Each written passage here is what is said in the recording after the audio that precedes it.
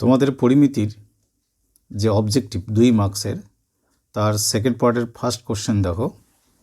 একটি সমকোণী চৌপালের সন্নিহিত তিনটি তলের ক্ষেত্রফল যথাক্রমে পি বর্গ একক, কিউ বর্গ একক ও আর বর্গ একক হলে কর্ণের দৈর্ঘ্য কত? কর্ণের দৈর্ঘ্য বলতে চৌপালের কর্ণের দৈর্ঘ্য কত। তো চিত্রে আমি সমকোণী চৌপাল দেখিয়েছি। এই তলটি পি বর্গ একক ধরলাম, এটি কিউ, এটি আর, এবং চৌপালটির দৈর্ঘ্য প্রস্থ উচ্চতা ধরলাম এ বি সি, যাদের মাত্রা বলি আমরা। তাই আমরা লিখলাম ধরি চৌপালটির মাত্রাগুলি যথাক্রমে এ বি ও সি একক। তাহলে প্রশ্নানুসারে এই যে পি এই তলটির ক্ষেত্রফল, তাহলে ক্ষেত্রফল কি? দৈর্ঘ্য ইন্টু প্রস্থ, অর্থাৎ এ ইন্টু বি মানে পি, তাহলে বি ইন্টু সি মানে আর, আর এ ইন্টু সি মানে কি হচ্ছে? কিউ। তো এখান থেকে আমরা বলতেই পারি যে a square into b square, যদি আমরা দুই দিকে বর্গ করি, square into b square equal to p square, আর এখান থেকে b square into c square equal to r square, আর এখান থেকে c square into a square equal to q square.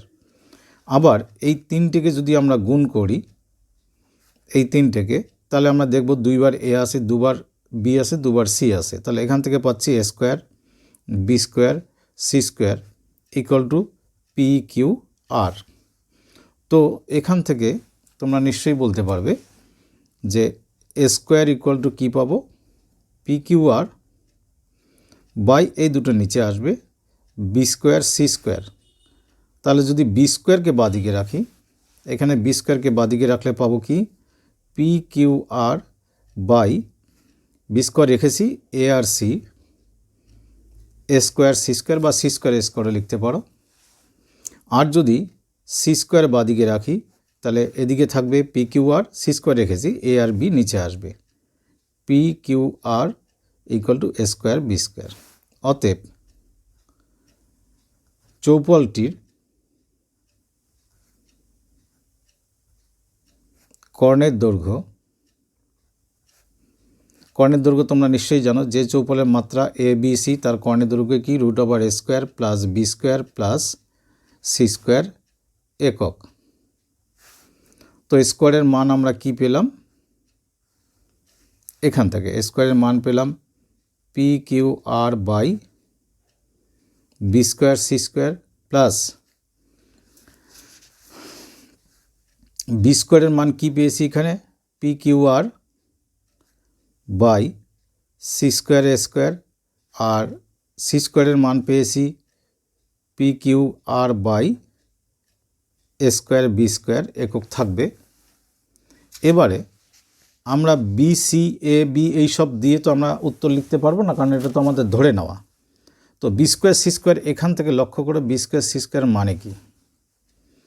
তার আগে আমি পি কিউ আর উপর থেকে কমন নিয়ে নিলাম সবার কাছ থেকে, পি কিউ আর কমন থাকলো, তাহলে থাকে কি? 1 by B square C square. দেখো এখানে বি স্কোয়ার সি স্কোয়ার কী আছে? আর স্কোয়ার, আর এখানে থাকবে 1 by C square square, C square square কী আছে? Q square. আর এখান থেকে পাচ্ছি আমরা এ স্কোয়ার বি স্কোয়ার, এই যে স্কোয়ার বি স্কোয়ারের মান কি? পি স্কোয়ার, তাহলে 1 বাই কত হচ্ছে? P square. তো এটাকে একটু অ্যারেঞ্জ করে লিখে আমাদের উত্তর আসছে P Q R into 1 by P square plus 1 by Q square plus 1 by R square এত একক। এটি হলো আমাদের উত্তর। সবসময় তো আমি বলেছি উত্তরকে হাইলাইট করে দিতে। তো এই হলো প্রথম অঙ্ক। এই অঙ্কটি অপেক্ষাকৃত একটু কঠিন, তোমরা ভালো করে এটা দেখে এটা বুঝে নেওয়ার চেষ্টা করবে। এবার পরের কোশ্চেনে আসি। এখানে দেখো পরের কোশ্চেন বলা আছে যে একটি গোলক ও একটি চোঙের আয়তন সমান। চোঙের ভূমির ব্যাসার্ধ গোলকের ব্যাসের সমান। চোঙের উচ্চতা আর ভূমির ব্যাসার্ধের অনুপাত কত? চোঙের উচ্চতা আমরা এইচ ধরেছি, আর গোলকের ব্যাসার্ধ ধরেছি আর। গোলকের ব্যাসার্ধ যদি আর হয় তাহলে ব্যাস কত হবে? 2r। সেই হিসাবে চোঙের ব্যাসার্ধ 2r, কারণ বলা আছে যে গোলকের ব্যাস আর চোঙের ভূমির ব্যাসার্ধ সমান। তো যদি চিত্রে আমরা আর এইচ এইসব লিখেই দিই, তাহলে এগুলোকে আবার ধরে নেওয়ার কোনো প্রয়োজন পড়বে না। তো আমাদের মূলত কী বের করতে হবে? চোঙের উচ্চতা আর ভূমির ব্যাসার্ধের অনুপাত। তাই এই চোঙের ক্ষেত্রে দেখো উচ্চতা হচ্ছে এইচ আর ভূমির ব্যাসার্ধ কত এখানে লিখে রাখছি 2r। তাহলে তোমরা মাথায় রাখবে যে h/2r আমাকে বের করতে হবে। অনুপাত মানে h/2r বা h/2r। তো এই চিত্র থেকে আমরা সরাসরি লিখতে পারি ATQ। এদের কি বলা আছে? এদের আয়তন সমান। কি কি সমান সেই জায়গাগুলো আমি আন্ডারলাইন করে রেখেছি। এই চোঙের আয়তন কি πr², এখানে r মানে কিন্তু 2r into h equal to গোলকের আয়তন কি 4/3 পাই, ব্যাসার্ধ কি r আছে, সুতরাং r3। তো এখান থেকে দুই দিক থেকে আমি পাই কাটলাম। তো পাই কাটলে এখানে হচ্ছে কি 4r²h ইকুয়াল টু 4/3 r3। তো 4 তো আমি এখানেই কাটতে পারি।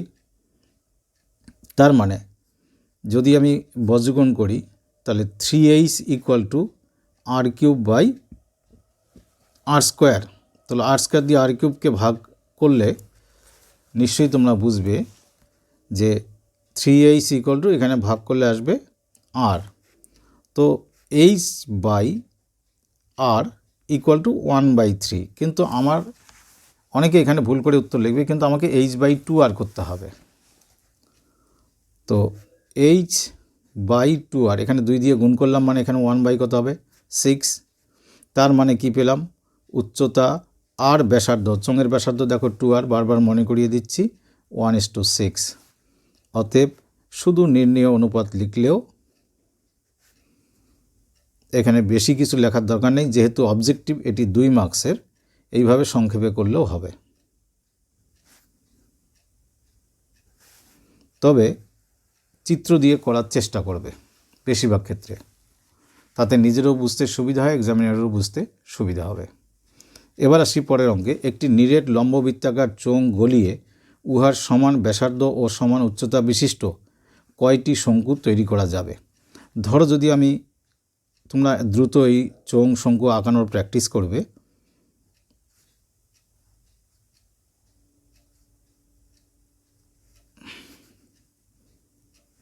এর সমান আমরা শঙ্কু তৈরি করব। কীরকম সমান? উচ্চতা আর ব্যাসার্ধ দুটোই সমান।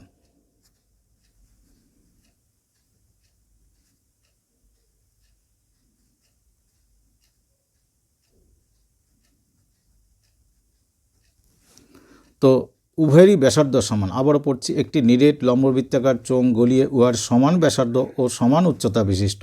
তো এই ব্যাসার্ধকে যদি আমি r একক ধরি, উচ্চতা যদি h একক ধরি, তাহলে এরও উচ্চতা হবে h একক এবং এরও ব্যাসার্ধ হবে r একক। তো যদি আমরা এখানে বলবো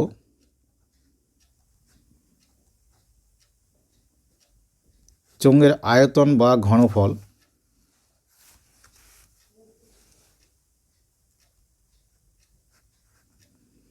ইকুয়াল টু πr²h ঘন একক, আর শঙ্কুর মানে একটি শঙ্কুর আয়তন 1/3 πr²h ঘন একক। অতএব তোমরা এর আগে বড় অঙ্কে করেছো যে একটিকে গলিয়ে আরেকটি জিনিস তৈরি করলে বড়টির আয়তনকে ছোটটির আয়তন দিয়ে ভাগ করতে হবে। অতএব নির্ণেয়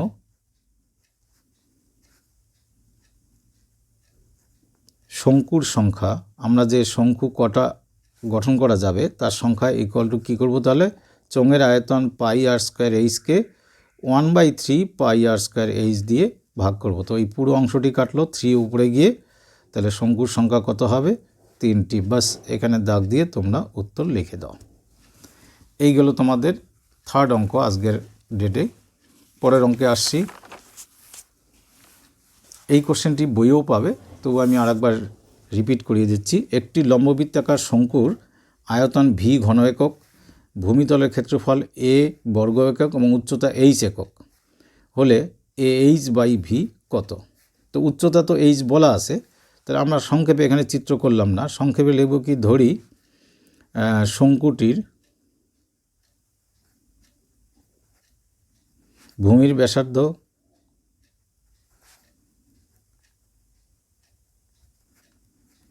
ইকুয়াল টু আর একক, আর উচ্চতা এইচ একক মাথায় রাখবে। দেয়ারফোর এ টি কিউ, তো আমাদের এখানে বলা আছে আয়তন ভি, তাহলে আয়তন ভি ইকুয়াল টু শঙ্কুর আয়তন কি 1/3 পাই আর স্কোয়ার এইচ, আর ভূমিতলের ক্ষেত্রফল এ মানে হচ্ছে পাই আর স্কোয়ার। তো অতএব আমাকে বের করতে বলা হয়েছে এ এইচ বাই ভি। তো এর মান আমি লিখব পাই আর স্কোয়ার ইন্টু এইচের মান এইচ, আর ভি হচ্ছে 1/3 পাই আর স্কোয়ার এইচ। তো এইচ কাটলো, পাই আর স্কোয়ার কাটলো, তাহলে এই 3 উপরে গিয়ে এর মান কত আসলো আমাদের 3। তার মানে কি হলো এইচ বাই ভি এর মান আসলো কত 3। এবার পরের কোশ্চেনে আসছি।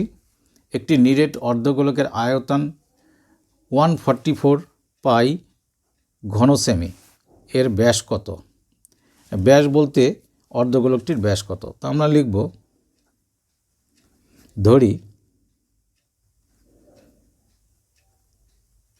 অর্ধগোলকটির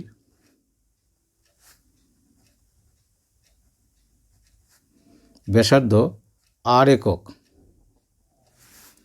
অতএব অর্ধগোলকের আয়তনের সূত্র কি?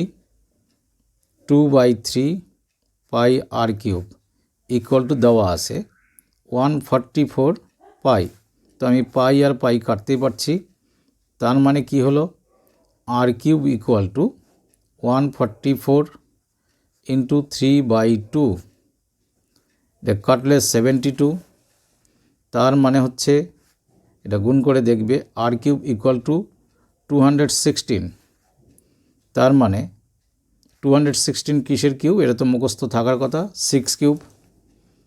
অতএব আর ইকুয়াল টু কত হলো 6, কিন্তু আর চাইনি, কি চেয়েছে সেটি কিন্তু ভালো করে কোশ্চেনে পড়ে নেবে। কি চেয়েছে? ব্যাস।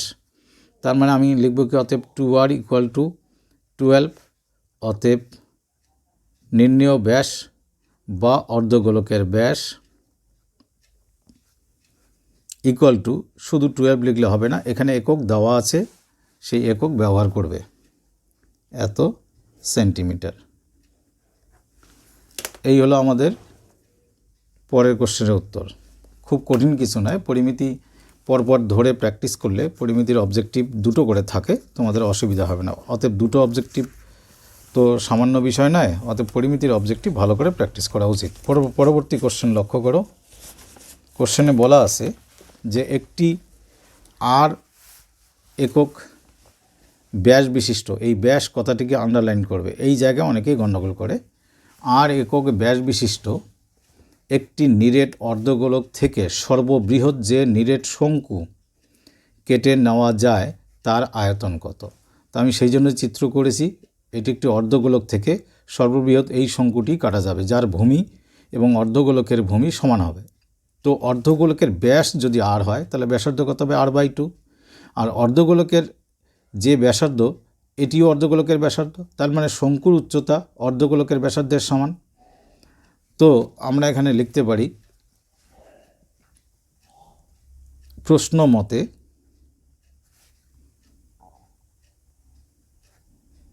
শঙ্কুর উচ্চতা ইকুয়াল টু অর্ধগোলকের ব্যাসার্ধ, আমরা চিত্র থেকেই পাচ্ছি। তো অর্ধগোলকের ব্যাসার্ধ কত? r/2 একক, এবং শঙ্কুর ব্যাসার্ধ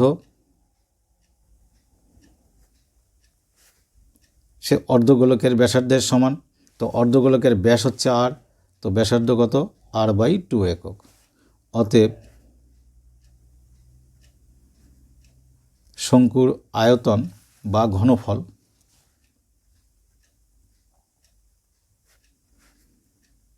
(1/3 পাই আর স্কোয়ার), এখানে আর বলতে r/2 ইন্টু এইচ উচ্চতা r/2, এত ঘন একক।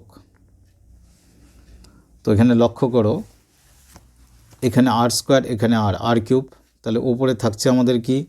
পাই আর কিউব, নিচে 2 × 4 4 টু যা 8, 3 8 যা 24, তাহলে পাই আর কিউব বাই 24 ঘন একক, এবং এটি হচ্ছে আমাদের উত্তর।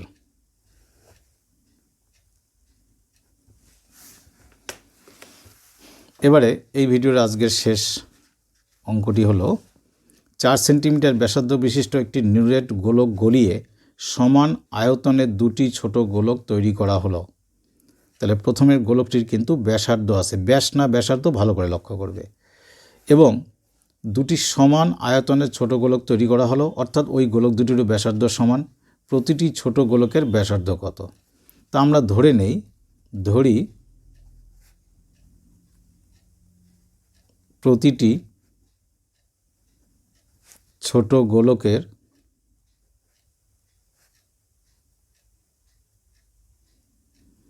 ব্যাসার্ধ ইকুয়াল টু আর সেন্টিমিটার, কারণ অঙ্কটা সেন্টিমিটারে দেওয়া আছে। দেয়ারফর এ টি কিউ, আমাদের দুটি গোলক তৈরি করা হয়েছে, তো দুটি গোলক, যে দুটো ছোট গোলক তার দুটি গোলকের আয়তন 2 into 4/3 pi R cube equal to বড় গোলকটির আয়তন 4/3 পাই 4 কিউব, কারণ বড় গোলকের ব্যাসার্ধ 4 একক আছে। তো 4/3 পাই 4/3 পাই কাটবে। তো এখানে আছে, যদি আমি এখানে আর কিউব রেখে দিই তাহলে এটা 4 কিউব মানে 64/2, তার মানে কত হচ্ছে 32। তো এর ঘনমূল কি করে করবে? তো আর ইকুয়াল টু কিউব রুট 32। আমি দেখাচ্ছি, অনেকের অসুবিধা হবে তার জন্য। তো কিউব রুট 32 মানে 32কে ভাঙলে 2 ইন্টু 2 ইন্টু 2 ইন্টু 2 ইন্টু 2 হবে। এই কিউবের জন্য 3টে 2 থেকে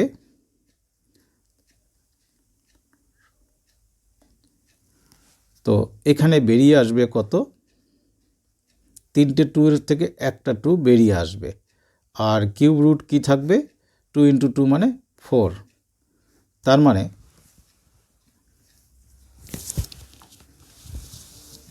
প্রতিটি ছোট গোলকের ব্যাসার্ধ আসলো কত? 2 ইন্টু মানে 2 কিউব রুট 4,